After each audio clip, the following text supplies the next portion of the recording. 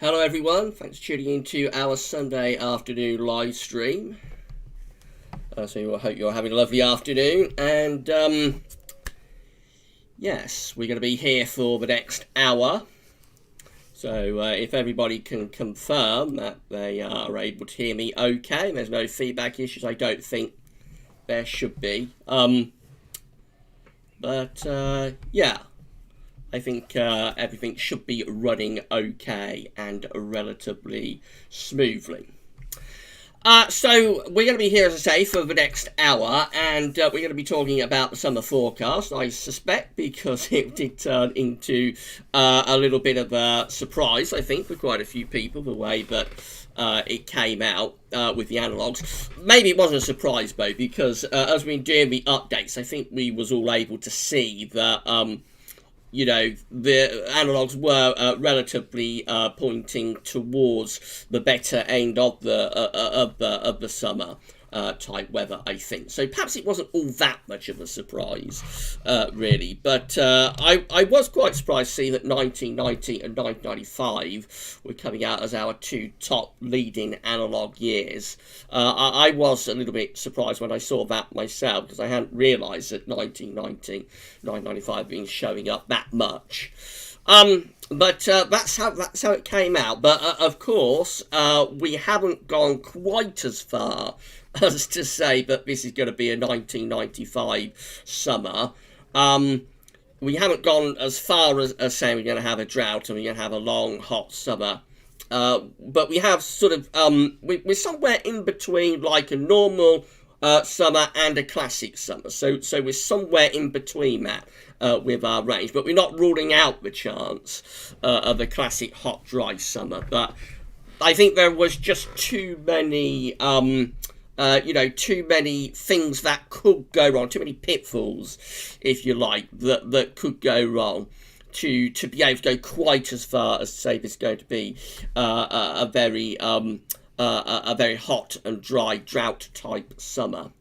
So we was some way short of that, but certainly on the warmer and drier end of the range, I think, for this summer, and quite where we come in within that range. I think that will remain to be seen, and we won't know until we get to the end of the season, of course. But yes, I think we've pitched it just about right, really. It leaves us with somewhere to go as well. So if we finish up having a hotter summer than we've predicted, then that will be like a bonus for the people who like hot and dry summers. But it's an interesting forecast. It's very, very difficult forecast to get together, really. And as I say, the things that can go wrong with this forecast are particularly relating to what's happening in the ENSO region at the moment, where we have seen quite a dramatic drop into La Nina. We have seen a quick reduction to La Nina. But it only looks like we're going to go into like a weak La Nina event itself, which is kind of similar to what happened in 1995.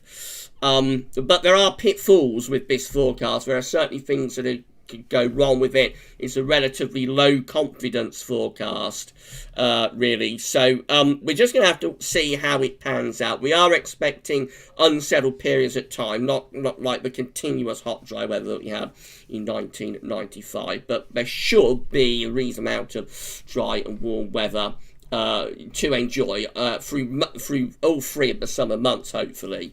Although June, I think, is probably likely to be the most unsettled of the three, but we'll see about that. Okay, so been really busy in the chat. I saw you all chatting away whilst you was waiting for me. So it's always nice when we're doing live streams to have people waiting for us. So it sort of settles the nerves a little bit when but at least you're going to have some people that are going to appear for your live stream. So it's always nice actually to start the stream about about an hour early, 45 minutes earlier, and watch people having a little bit of a conversation with one another while they wait for you. That always settles the nerves a bit. But as I say, really busy in the chat. Now, Savvy is moderating the chat this afternoon, so thank you so much to Savvy. If everybody can give Savvy a thumbs up and say thank you, Savvy, for moderating our live stream today, that would be absolutely great. Thank you so much, Savvy, for being with us this afternoon. Right, so I'm going to. So what we're going to do with this is, of course, I'll be taking questions about the summer forecast. I would think that's going to be like the main thing that people want to ask me about. So if you've got any questions about the summer forecast, then fire away. I'll take as many as I can. In around 25 minutes or so, around 5:30, we'll do some screen capturing. We're going to look at latest observations from XC weather. And also, we're going to have a look at the options on the table within the ECM ensembles for day 10 and day 14. Wasn't able to include them in the Sunday roundup. And we'll have a look at a little bit of CFS V2 data as well for winter 2000 and 2021. Now, so we've got 50 people with us right now, so thank you so much, everybody, for being with us. It looks like it's going to be a pretty big stream, so thank you so much, everybody, for being with us. Our moderator, Lilac Floyd, is with us as well, so good afternoon, Lilac. Thank you so much for being with us and helping to moderate the stream. It's going to be a busy stream, so thank you so much, Lilac, for being with us as well. Now, up to 55 concurrent viewers, so we've only been here for like 5 minutes. It's going to be quite a big stream, I think. Thank you so much, everybody, for being with us. Don't forget to give us a thumbs up on the video if you are enjoying it. Let YouTube know if you're enjoying the live stream. Make sure you subscribe to the channel as well. We're doing Subscription Sunday or Subscribe Sunday. Haven't decided on the name fully yet. It's either going to be Subscription Sunday or Subscribe Sunday. And so with that, you've got to make sure you subscribe to the channel and you've enabled all notifications so you get all your notifications and whatnot when we are live streaming, when we're releasing content and whatnot. You'll get a bell notification icon go red.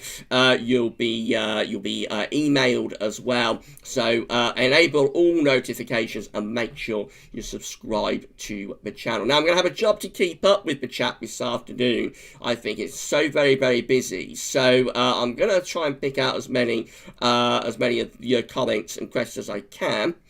But I'm not going to be able to answer everybody. I can see that already because it's just so busy in the chat. So we're up to 60 people now with us. So thank you so much, everybody, for being with us this afternoon. So let's pick out one or two of your comments. And I can see that we've got Jack Lowe with us. So good afternoon, Jack. Thank you so much for being with us this afternoon. We've also got Luke R saying, let's hope that you get to 7K subscribers by the time someone is over. That's a target. Yes, Luke, definitely. That is what we're trying to get to, 7K subs by the end of the summer. I'm not sure we'll be able to do it. We are a little bit down on viewers and new subs and so forth at the moment, due to still being in lockdown partly, and also we're not able to do like the updates we'd normally be doing at this time of the year for things like Glastonbury. We're normally starting to build up to the Glastonbury Festival, which is always very quite a big event actually for Gasworth. It does bring in lots and lots of extra viewers and traffic and whatnot to the website and to the channel. And we're without that this year due to obviously being in lockdown. So we are a little bit down on everything in terms of viewers and subscribers and that at the moment. But nevertheless, that's still the target, 7K by the end of the summer. If we don't do it at the end of the summer, I'm sure we'll do it as we move into the autumn. But thank you so much for being with us. We've also got Alan Petru with us saying that he's got 25 degrees on his outdoor weather station. It's been warm this afternoon, Alan, where I am in Northants. Nice breeze though, there's a nice breeze, but certainly pretty warm temperatures. Katrine is with us as well, Katrine Baso. So good afternoon, Katrine. Thank you so much for being with us. We've got Paul Miller saying hello. Hello everyone, hope you're all fine on this sunny day. Hello Gav. It's a ground frost forecast, end of the week, just restricted to the north, not in the south. I think it's mainly north and in rural areas, Paul. Although I haven't looked at any data in the last few hours, see if that's changed. But I think it's mainly in rural areas and in the north. But what I would say is keep, if you are a gardener and a grower or a farmer or something, then just keep a watchful eye out on developments for the end of the week and next weekend. I don't think there will be any ground frost across sort of lowland southern England, but as I say, if you're a grower, if you're a gardener, you've got interests and delicate plants outside and whatnot, then just keep a watchful eye on the forecast later on in the week. And if it looks like things are going to get sort of to that, probably won't go to freezing, but get to that sort of boundary level where you could get a ground frost, it's a bit touch and go, then it'd probably be prudent to cover anything up. But I think it's mainly going to be up in the north, really, and more for rural areas. Moving down the chat, we've got Josh White with us saying, hi Gav, hope you had a good day. So yeah, I've had a lovely day, thank you Josh, hope you're having a nice day too. We've also got Iceman with us, so good afternoon Iceman, thank you so much for being with us. And Shiram is saying, afternoon Gavin, so good afternoon Shiram, thank you so much for being with us this afternoon. Wesley Fisher is saying hello, and it's warm breezy in Northampton. Yeah, that's where I'm in Northamptonshire, out in the sticks, Wesley. So it's been a warm day here. Not quite as sunny today, has it? So it's been quite a lot of cloud bubbling up today. It hasn't been like the wall-to-wall unbroken sunshine that we had yesterday and the day before, and we've had for several days. There's been more cloud around, but when the sun's been out, it certainly has been very, very warm out there yet again. Lisa Cotton is with us, so thank you so much, Lisa, for being with us this afternoon. And we've also got Sharky Train with us, saying hello, Gavin, everyone. Amazing weather in Bodmin today. How is everyone? I'm fine, thank you, Sharky, and I hope you're having a lovely afternoon. Wesley's saying amazing weather this spring will be I will remember this spring, especially being on the sunniest on record. Yes, apparently it has been the sunniest spring, and I think the sunniest May on record, Wesley. So it's been really amazing, hasn't it? I'm sure we'll remember it for a very long time, especially after that awful winter where it just didn't stop raining from beginning to end. Philip is with us. So good afternoon, Philip. Thank you so much for being with us this afternoon. Adam Blunden is with us as well, and saying that it's been 22 degrees down in Penzance. So thank you, Adam, for being with us this afternoon. John Cartwright is with us as well. Thank you, John, for being with us this afternoon. Shiram is asking, hello, Gavin, with 1990 having a backloaded summer, if La Nina this year does power up, it will increase the chance. Will it increase the chance, or it will increase the chance of a front-loaded summer? No way of telling if La Nina is going to power up or not. No, not really, Shiram. Not any definitive way of knowing if we're going to see this La Nina taking off or not. It's just one of those things where you just have to keep a very close eye on the sea surface temperature anomaly observations and just see what the temperature is doing. But there's not, I mean, we've got our forecast models, of course. CFS is forecasting a weak La Nina. I don't think there's any model, and maybe the UK Met, actually, globally fine, is forecasting like a moderate to strong La Nina event. But really, those forecasts are not that reliable. So there's not really any way of knowing exactly how strong and a La Nina or indeed an El Nino event is going to get until you are well into it and you see whether it's powering up or not. But I suspect it's going to be quite a weakish La Nina. So we'll just have to wait and see how the summer forecast goes. There are a lot of pitfalls, as I've said, with this, or potential pitfalls anyway, with this summer forecast. So I was quite surprised when I saw the finalised years that Terry Scully got together for us and showed which years have been appearing in the updates have been going through the season. I was a little bit surprised to see 1999, 95 were like two leading years, and left me in a little bit of a quandary about how far I should go with the summer forecast. I was actually tempted to go for like a 1995, but I thought there are just too many pitfalls, really, at the moment, particularly with this La Nina. So I didn't go as far as that, but we are going for a warmer and drier than average summer. A nice summer, I think,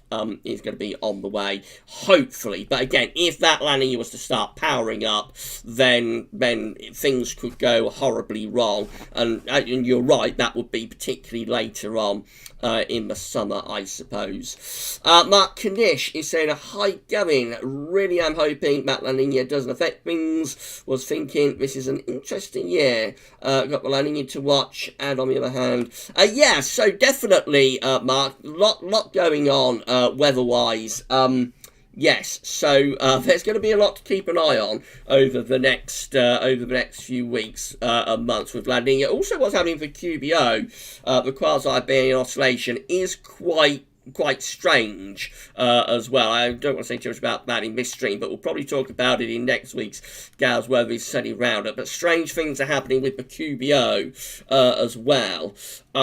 So yeah, there's a lot to keep an eye on, and we shall see how things play out. In around 15 minutes, we're going to do some screen capturing. We're going to have a look at latest observations, expect to see weather, see what the temperatures are currently doing across the British Isles. We're going to have a look at the ECM ensembles, and we'll have a look at a little bit of CFS V2 data for the winter of 2020-21. We're hovering very close to 70 concurrent viewers, so thank you so much, everybody, for being with us this afternoon. Don't forget to give us a like on the video. Make sure you subscribe to the YouTube channel. It's Subscribe Sunday. So make sure you're subscribed and you got all your notifications enabled. Mikey Pierce, or Mickey Pierce, is with us saying, great weather in Tayside. Had a bee swarm from the neighbour's hive this morning. Well, that doesn't sound very good, Mikey. I hope you didn't get stung. But yeah, it's a nice afternoon across the country, really. Kevin Barber is with us, so good afternoon, Kevin. Thank you so much for being with us this afternoon. John Cartwright saying, hi Gav, could we possibly be going in for a nice summer and a dry, hot August into the autumn? If you've seen the summer forecast, John, you know that we are going for a warmer and drier than average summer.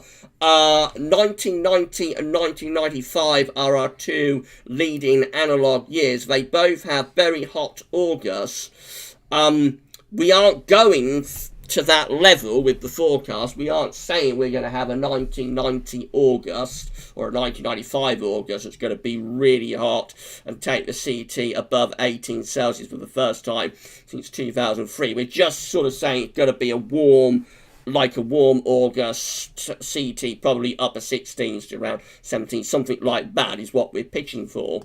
But if we was to come away with a very hot August, I wouldn't be overly surprised. That's what I said in the forecast. So we may get a very hot August, but it's not actually what we're forecasting at Gazweb, because we aren't going quite that far.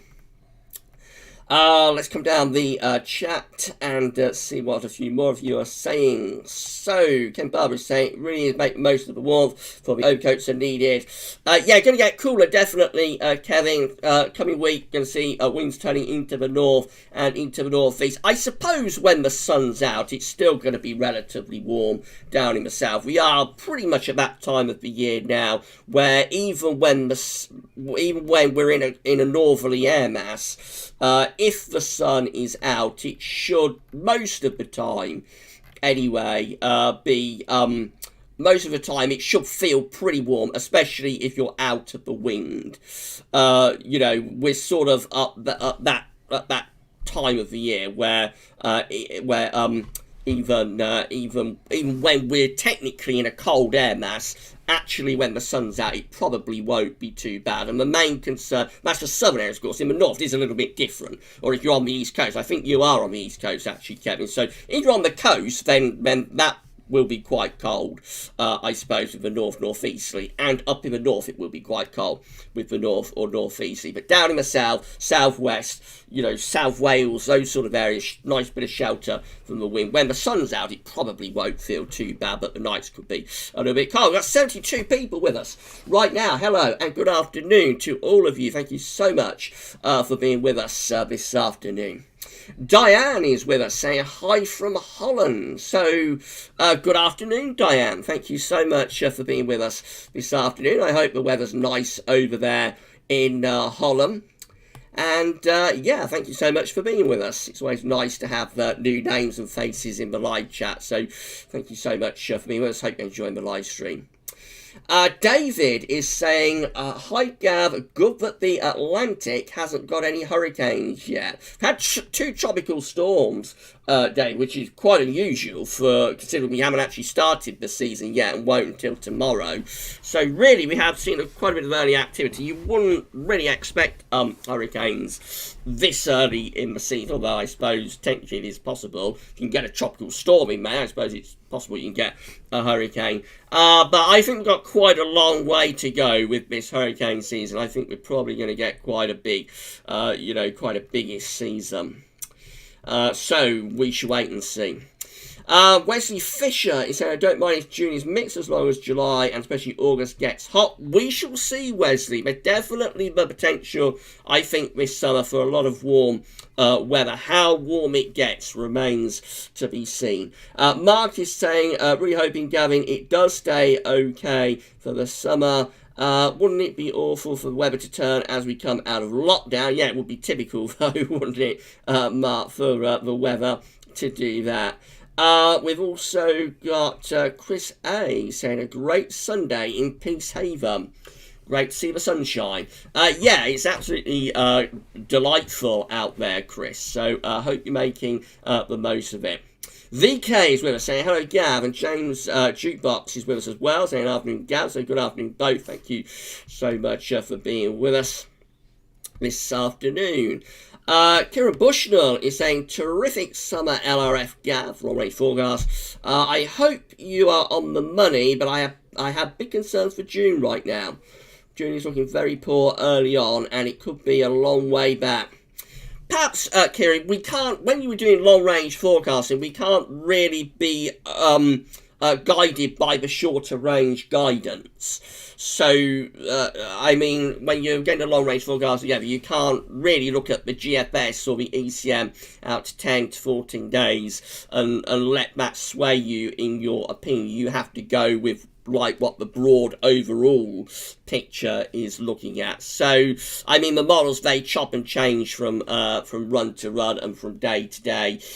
Remember as well that 1990 did have a very poor June from beginning to end. That was the month of, sure some of you might remember it, the World Cup in 1990, where England got knocked out in the semi-finals, I think.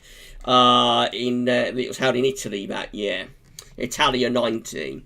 And that was a very poor June, but the rest of the summer really picked up. And of course 1995 also had quite a cool first half to June. Wasn't wet, but it did have quite a cool first half to June, and then rapidly got better, warmer as June 1995 went along. So June is one of those funny months that can be variable at the best of times. December for winter is very similar. June often doesn't actually tell you a great deal about what the overall summer is going to be like, especially that early period. If we was to get into July, let's say we get to end of June, early to mid-July, and we haven't seen any signs of the Azores high, and we're still suffering from northerly winds and maybe got low pressure, then the summer forecast would be in trouble.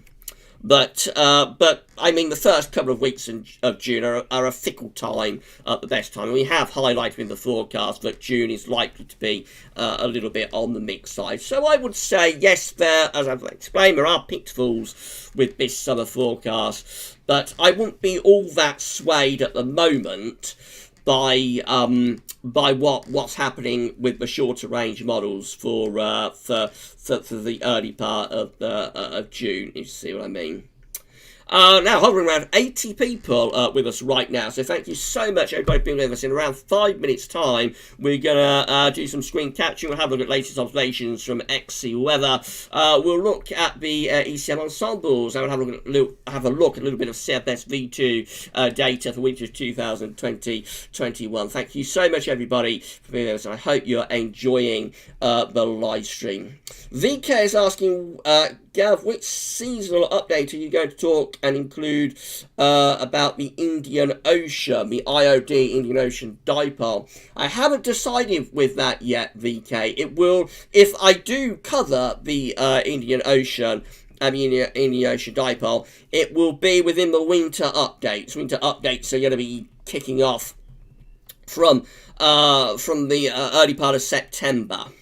That's when we'll start the winter updates. So it won't be before then. And I haven't decided whether we should look at the IOD or not, actually, for the winter updates yet. Main reason being, we already stretch the winter updates out. Most of them run to like an hour. Some of them go over an hour. They can go to like 1 hour 5, 1 hour 10. I think last season we did a couple of winter updates that got to around 1 hour 15 minutes, which is a very, very long time to expect people to sit down and watch your content for. So we're already really, really pushing it with what we have in the winter updates as it is. And of course, whatever we add, unless we take something else out, whatever we add is going to extend the time even further. It's just be something extra to talk about to extend the time out, if you see what I mean. So I'm a little bit undecided about whether we should start looking at the IOD in the winter updates or not. I probably won't decide about that until we get towards doing the winter updates, and I say that will be in the beginning of September. So we may cover the Indian Ocean and the IOD in this year's winter updates, but I haven't decided whether we will or not, and if we don't be overly surprised that we don't. See what I mean? Adrian Major is with us saying, afternoon Gav, afternoon everyone, another hot day here with my weather station again showing 30 degrees. Why is it, Gav, that my garden temps seem to be a little higher than the official figures? I'm not sure, Adrian.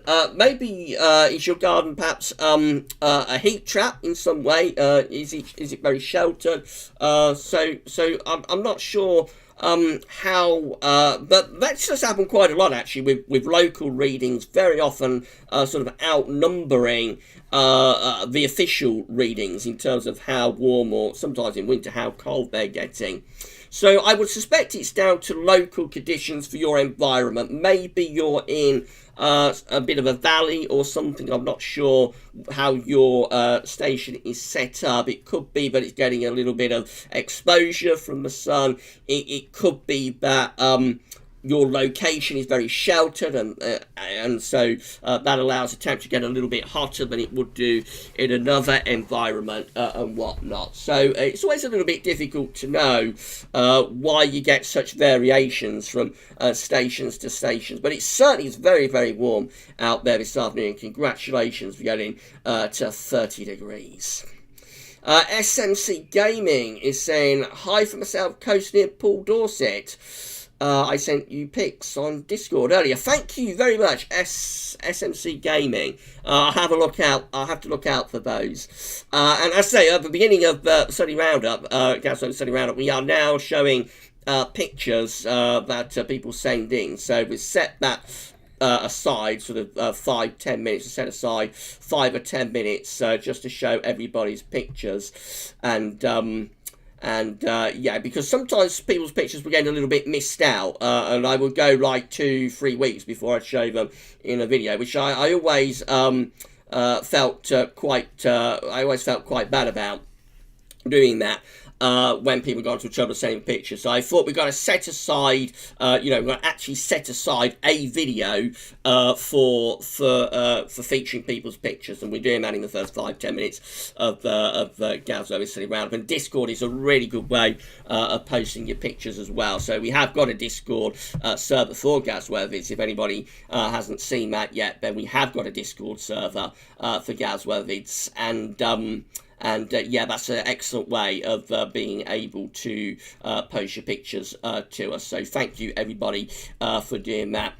I'm going to say happy birthday to Callum. It's Callum Turley's birthday today. So Callum asked me last week, I think it was, to wish him happy birthday today. So I was a little bit unsure whether I'd remember. Mine's not as good as it used to be, but I've remembered that. So yeah, thank you, Callum, for being with us, and happy birthday to you, my friend. Right, so I think we've left it long enough for anybody who wants to get in to our live stream. So we'll enable the screen capture, and we'll have a look at some observational data. We'll have a look at the ECM ensembles, and then we'll have a look at a little bit of data from the CFS V2 for winter 2019-2020. It's a very, very busy stream, everyone. So thank you so much for being with us. We popped up to around 85 or 86 concurrent a few moments ago. We're hovering around 80 concurrent all the time now, so it's a very busy stream. Thank you so much, everybody. If there is anything in particular, because I'm not going to be able to get through everybody's questions and comments, if there is anything in particular that you would like me to answer, and you'd like me to speak to you about, then you can flag up the comment or the question with Super Chat. Super Chat is enabled for this, as is Streamlabs. So you can flag your comment up, and I will see it. Otherwise, it's just going to be a case of whether I notice your comment or not, because it's a very, very busy stream. Right, let's do it then. So the first thing we're going to look at is going to be the observations from XE. So let's turn off the image and enable the display capture. There we go, we're screen capturing. And we're at xeweather.co.uk. These are our current highest temperatures. So we've got 26 degrees, which is around 80 Fahrenheit, flashing away in the west of the country. Blackpool is at 26 degrees, and we've also got Chivernor down in the southwest of England at 80 Fahrenheit as well. These were last updated at 8 minutes past 5 this evening. So, excuse me, they're probably cooled down a little bit from what they would have been like an hour ago. I suspect somewhere there's probably been up to around 27, maybe 28 again today. You can see how warm it is out there this afternoon. Cranfield is at 23. We've got Birmingham at 23.2. Gloucester's at 23, and going down to Boscombe Down, it's at 24 degrees there. A little bit cooler over towards the east coast. Norwich is at 20. We've also got Loftus on the northeastern coast at 17, and up to eastern Scotland, Aberdeen is only at 16. We know that northwest England, we've got 26 degrees at Blackpool, and then going down into Wales, we've got Lake Vyrnwy at 21, Sennybridge is at 21.2, up to North Wales, Rhyl is at 24. So sort of in that northwestern corner, isn't it, where you've got a little bit of shelter. In the northwest, Cabell Curry 23, so it's in the north of Wales, northwest England, and possibly up here across the far north of Scotland again. Inverness at 24 through there, and Kinloss at 24 as well. Down to Northern Ireland, we've got Belfast at 21. So, coolest in the east, where we're bringing the air in off the North Sea. Again, warmest in the west, and particularly like North Wales, northwest England, again, southwest Scotland. Those areas that have been very warm over the past few days remain very warm. This is the option that's on the table within the ECM ensembles today for day 10, which gets us to the 10th of June.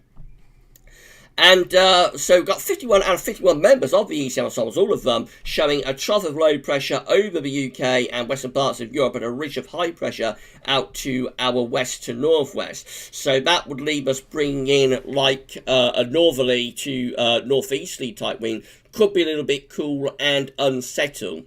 So it looks like this cool and unsettled weather may be extending out into the second week of June. Let's have a look at the options that we've got in 2 weeks' time. So we've got 33 members of the ECM ensembles in this green colour box just here that look unsettled. This gets us to the 15th of June, looks unsettled with quite a deep trough over top of the country, higher pressure to the north and to the west of the country, perhaps even hints of a little bit of northern blocking with that one.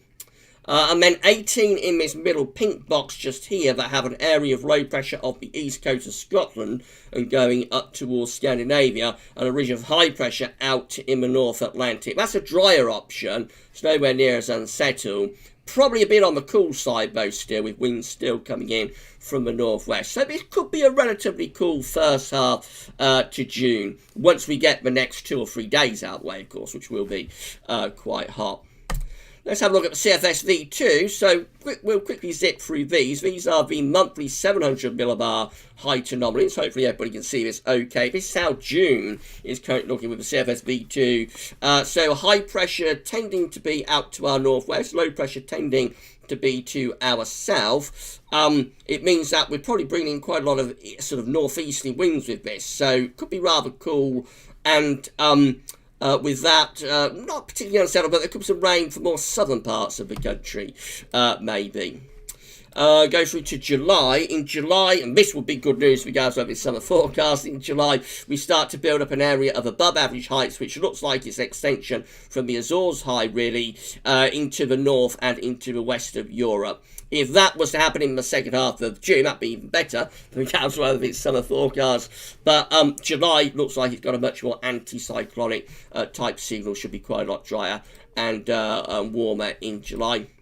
August, so we've got some above average heights over and to our northeast, so again quite an anticyclonic signal for August. Looks like that could be quite an easterly type month in August, bringing in sort of easterly winds. They could be quite hot actually. Easterly winds in August tend to be quite hot. So CFS looks not too bad really for July and for August. Not as good for June. This is September, looking rather unsettling in September. Quite a deep area of low pressure out to the northwest. So it's like a mini CFS 6 months look ahead, isn't it? So we've got low pressure out to our northwest. We're bringing in like a westerly flow with that. That looks like could be quite a wet and unsettled September.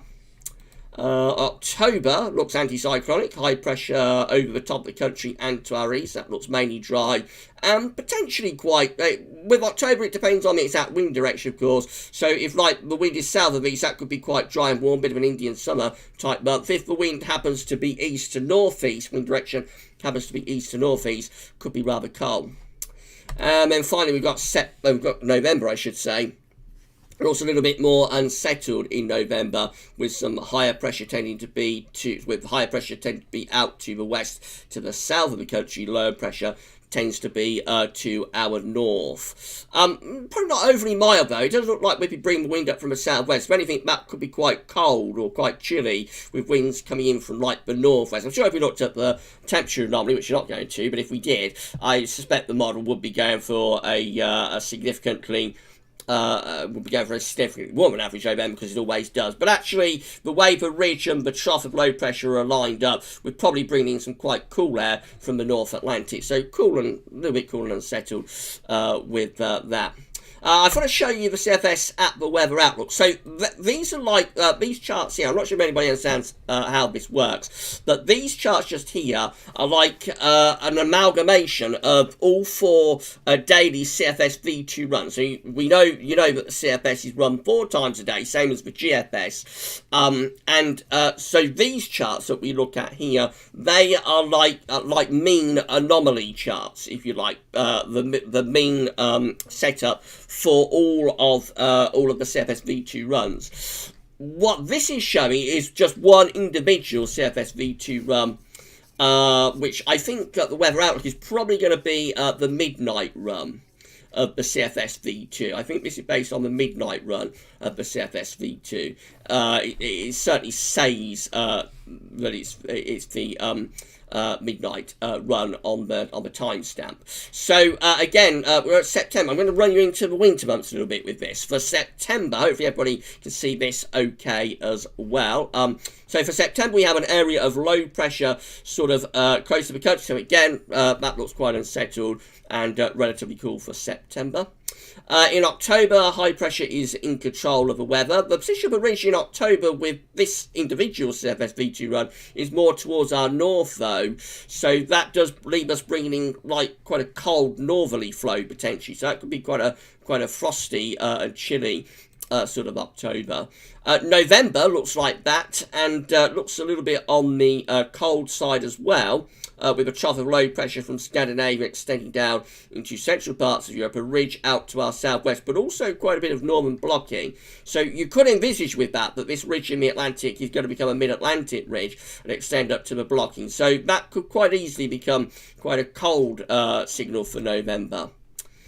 December looks very interesting. Look at that. We've got a mid-Atlantic ridge extending up to Greenland and a trough of low pressure over Scandinavia, and that pulls the wind in from the north. So that could be quite a cold and wintry December. Been a long time since we've had a cold and wintry December. Don't think we've had one since the December to remember in 2010. But that could be quite a cold month. It's nowhere near as extremely for blocking as December 2010. But it could be quite a coldish, sort of wintry type month. And then, as far as we can go with this, is to January. And we look like that. We tend to get some high pressure out to our west in January into our northwest. Low pressures to our southeast. Again, you could envisage that being rather cold as well.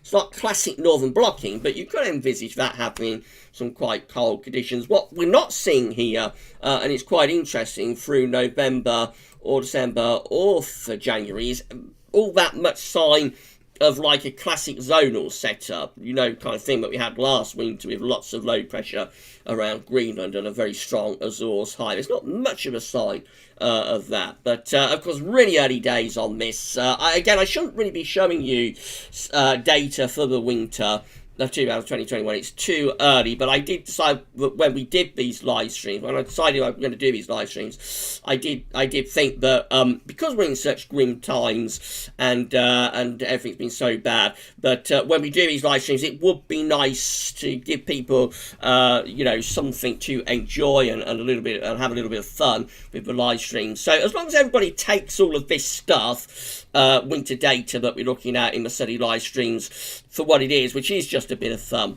then that's absolutely fine. And so yes, that does look as though both November, December and January there on the weather outlooks CFS V2 update today could have a little bit of wintry potential. Do have a look at the weather outlook. I go back a very, very long way with the weather outlook. I'm very good friends with the owner of the weather outlook, Brian Gaze, and has helped me so much really with Gals Weathers over the years, given me so many bits of advice, and the way I've developed the website and built the website. Brian has given me so much information about how to develop the website, because I'm not a web builder at all. When I started Gals.com, I knew absolutely nothing whatsoever about building a website, and to be honest, I still know very little about building websites. But what I have learned and picked up over the years, a lot of that has come from Brian. So please have a look at Weather Outlook. They've got a really interesting forum there as well. They've got loads and loads of data and charts and everything. And have a look at the Weather Outlook if you can. Right, so I think that's enough screen capturing for today. Hope you've enjoyed that little bit of screen sharing. We shall turn off the display capture then, and we'll put up the image, and we'll go back to YouTube, and we'll be here for another what is it, around another 15 minutes. We'll be here for around another 15 minutes, and we'll see what you're all making of that, and what you're all saying. So I see it's been very, very busy in the live chat again. Really, really active live stream today. Thank you so much, everybody, for being with us. We have got 87 people watching us right now. So this is one of the biggest streams that we've done for quite some time. I think we probably have to go back to February when we did a live stream for Storm Kira or Storm Kara. I'm never sure how to pronounce that. Is it Kira or Kara? But anyway, did a live stream for that back in February, and that got us to over 100 people watching the live stream. But I think this is the biggest live stream that we've had since then. So thank you so much, everybody, for being with us. Again, obviously, I can't go through all of your comments, and I can't pick out everybody's questions and comments, so really sorry about that. I always feel bad when people go to the trouble of commenting, but he's just so busy in the live chat. Sammy's really had his work cut out for him today. So I'll pick out one or two more, though. And as I said, we'll wrap things up in around 15 minutes. By the way, the NAO forecast, just been talking about winter. I did say that with the winter 2021 NAO forecast, I'd give you a little bit of information about that for this live stream. So the global release date, the day that the winter 2021 NAO forecast is going to be released to the world, is going to be on the 14th of June. It will be on Sunday, the 14th of June, that we will be releasing the GWV's winter 2021 NAO forecast. If you are a channel member at GWVs.com, you will be able to see the NAO forecast a week earlier than that, from the 7th of June. So channel members will get to see an advanced sort of preview of the NAO forecast on the 7th of June, and then it will have its global release across the internet on the 14th of June, which is a couple of weeks earlier than normal. Normally I don't do it until the start of July. It's normally the first Sunday of July, but this year I thought, again, because things have been so grim, because we've had such grim times, I thought, why not sort of release it a little bit earlier? So yes, that's what we're going to be doing with the NAO forecast. The GWVs.com winter 2020-21 NAO forecast will have its global release and its public release on the 14th of June, which is just 2 weeks today. So exciting times for winter lovers. But remember, it's only like the first step on the journey to the winter. It's only the first step on the journey to the winter. And we'll have all of the proper winter updates to do from September. Right, let's have a look at one or two more of your comments saying, so Mark, Chris Clifford is saying, hey Gav, so I'm taking it then that means winter data now, we're turning into another miserable stormy winter then. I think that's a little bit ironic there, Chris, isn't it? We've got Paul Miller saying, Gav's done 3 long-range forecasts, all going for a cold winter, has to be colder than last year. I think, Paul, you're talking about the models that we've looked at. So we've looked at Patal Peng's analogues, haven't we? We've looked at Beige Carpet, now looking at CFS V2. So, I mean, it's such early days, but yes, I suppose the early signals are a little bit towards things being slightly colder this winter. But again, it is really, really early days on that. So we just have to wait and see. Next week, we're going to look at CANSIPs, by the way. Next week's live stream will be looking at CANSIPs, see what that's showing for winter 2020-21. And then the week after that, I think we'll have Patal Peng's analog. So the next couple of weeks, it's going to be, the next couple of weeks live streams, next Sunday will be CANSIPs, and the Sunday after that, it will be Patal Peng and his analogs as well. If I can find one or two more. So Eden M is saying best summers are when you continue to loop a weekly warm weather followed by a couple of days of thundery breakdown. Then back to warm weather again. So 3 hot days and a thunderstorm, Iden. I think that's the sort of thing that you're referring to there. 3 hot days and a thunderstorm. And yeah, Spanish plume type summer. Have a look at 1 or 2 more.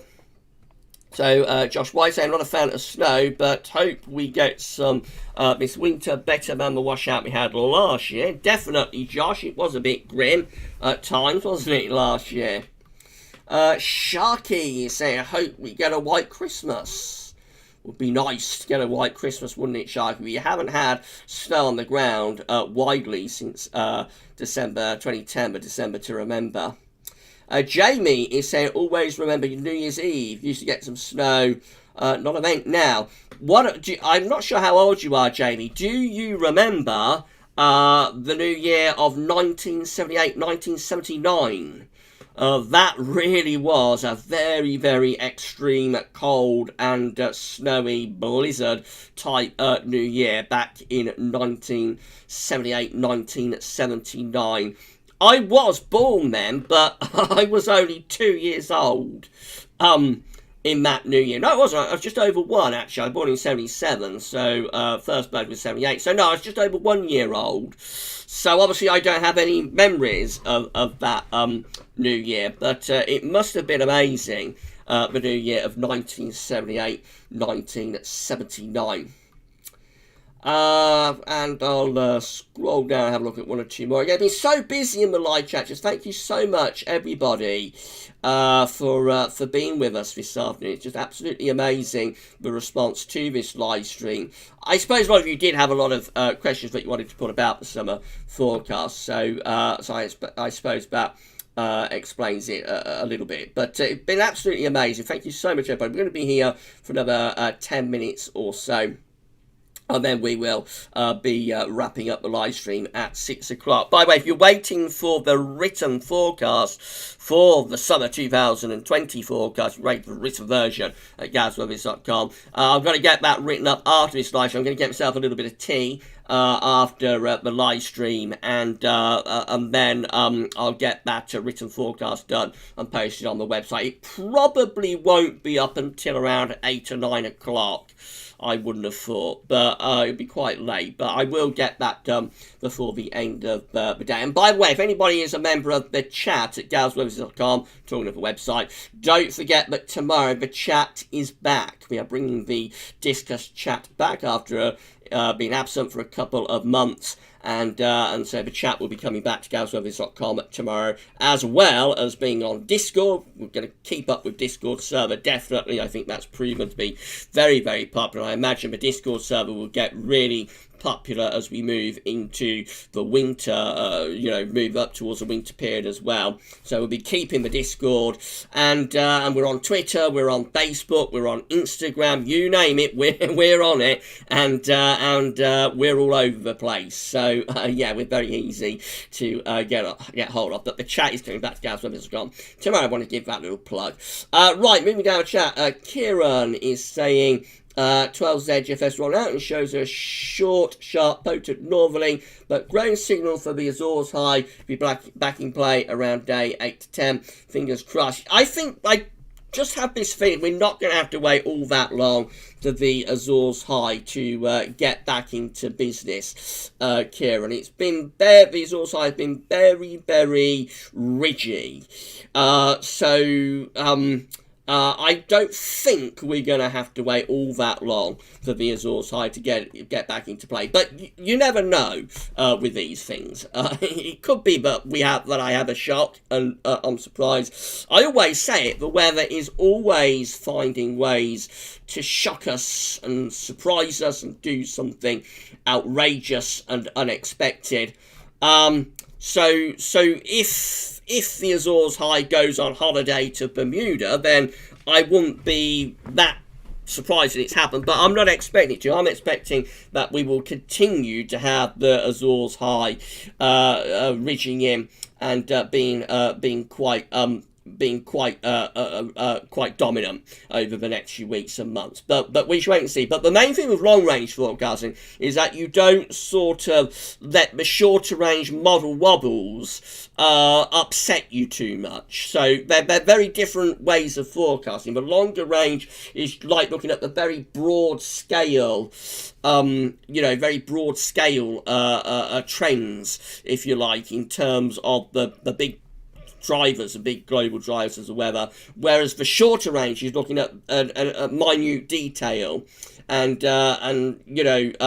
it's looking at the track of low pressures on individual days and that kind of thing. They're very different ways of forecasting.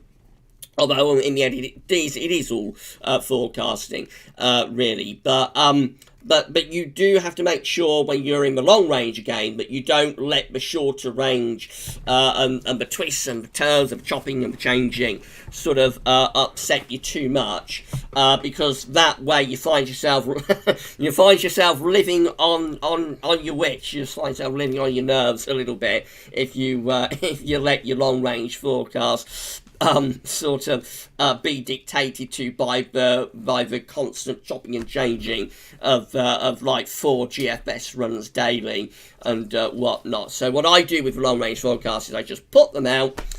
That's the forecast that we've released today. That will remain the forecast that we have released today. I won't update that forecast at all.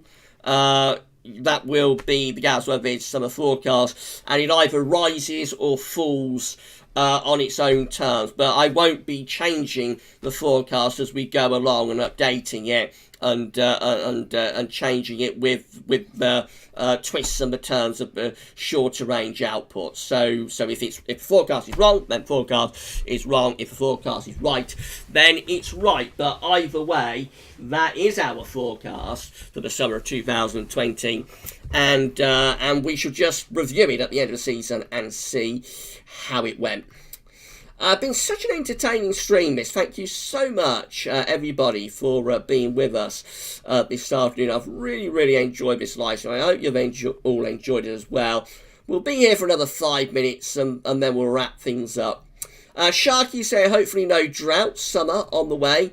My farm would hate that. So I think we're going to, because we haven't gone as far as like a 1995, I think we'll be okay, Sharky. Oh, by the way, I did say in Wednesday's stream that I would tweet Dave Frop, didn't I, from the Environment Agency, and see how things are going with the water level and drought and whatnot after such a dry spring, and report back down. I nearly forgot about that, so thank you for reminding me, Sharky. So I did tweet Dave, and he said that we are still at a very good level for groundwater after the very wet winter, of course. So at the moment, there's no problem, I don't think, with hose pipe bans or anything like that. I don't think we'll be seeing that for the time being, because the groundwater level, and that tends to be the most pivotal level, really. The groundwater level, or the underground water level, is still very healthy after the wet winter. Some of the rivers and reservoirs are getting a little bit low, Dave said, particularly so for more northern areas, interestingly. A little bit less so in the south, but in more northern areas. And I think by this he's probably talking about places in northern England, perhaps, and maybe up into southern Scotland. Some of the rivers and reservoirs there are a bit low, and you would expect that after such a very dry spring. But at the moment, I don't think, from what Dave was saying anyway on Twitter, I don't think we've got too many problems. But obviously, if this very dry weather was to continue right way through to the end of the summer, then things will get much more critical by then. But at the moment, I think we're okay, really. And back to what Sharky was saying, so about the drought, I think we're going to be okay, Sharky. I think we're going to get periods of unsettled weather. We've got one of those coming up through this early part of June, probably. Although I'm a little bit unsure how much rain there will be with it in the south, but I think there will be at least showers around. So we haven't forecast like a 995 type summer where the high pressure is just over the country continuously and never-endingly, and it's just a drought from beginning to end. We haven't gone as far as that, although there is a possibility that that's what could happen, as 1995 is a very important analogue year for this year's summer forecast. But we think there's going to be enough periods of unsettled weather so that drought shouldn't be too much of a problem. But that is a judgment, so we'll need to see how it develops as we go along. Right, I'm going to wrap the stream up very, very shortly. Ben Anderson is saying, Gav, your spring forecast was very accurate, as was your forecast last summer, bar August. Thank you, Ben, for that. I can't remember all that much, actually, about last summer's forecast. It's quite a long time ago now for me, with all of the updates that I'm doing all the while, so can't remember too much about that, but definitely the spring forecast excuse me, definitely the spring forecast has gone quite well. I'm quite pleased with how the spring forecast has played out. And of course, we're going to be reviewing that in the next week or two, so we'll see what went right with the spring forecast and what went wrong. Okay, so I think that's pretty much covers it all. So everybody can say thank you to Savvy for moderating, because this has been a very, very, very busy live stream indeed. So thank you, Savvy, for moderating the chat for us. And I think that pretty much sums it up. So I'm sorry if people have had their questions and comments missed out. As you've seen, it's been a really busy stream. It's been one of the busiest streams that we've done for a very, very long time. Yeah, so there's no way I'm going to be able to answer everybody's questions and comments for this live stream, but hopefully I've answered as many as I can anyway. Right, so thank you so much for being with us, everybody, this afternoon. I'm going to end the stream very shortly. Just to say that coming up over the next few days, you know, the regular recording schedule at GWV is on a Monday and on a Tuesday. So, you know what's coming up in the next couple of days. The next live stream is going to be on Wednesday. Remember, new time for the Wednesday live stream, 6 o'clock in the evening, 6 until 7. So, we'll all be able to check in then and see how we do. And that one, I want to be a little bit more towards the shorter range. So, with that, we'll go through the 12Z, GFS, GEM, 12Z data, and maybe with some historical aspects at times as well. But Wednesday stream is going to be more towards the shorter range, and I want to keep the Sunday stream more towards the longer range, depicted more towards the longer range and very experimental sort of forecasting.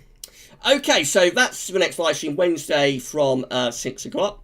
I'm going to end the live stream there, go and get myself a bit of tea, and then I shall get the written version of the summer forecast posted to gazweatherviz.com. And then that should be pretty much me done for today. It's been a very, very busy day. So I just hope that you've all been enjoying all of the updates and all of the content, so that you've enjoyed the live stream as well. So I'm going to end the stream there. Thank you so much, everybody, for being with us this evening.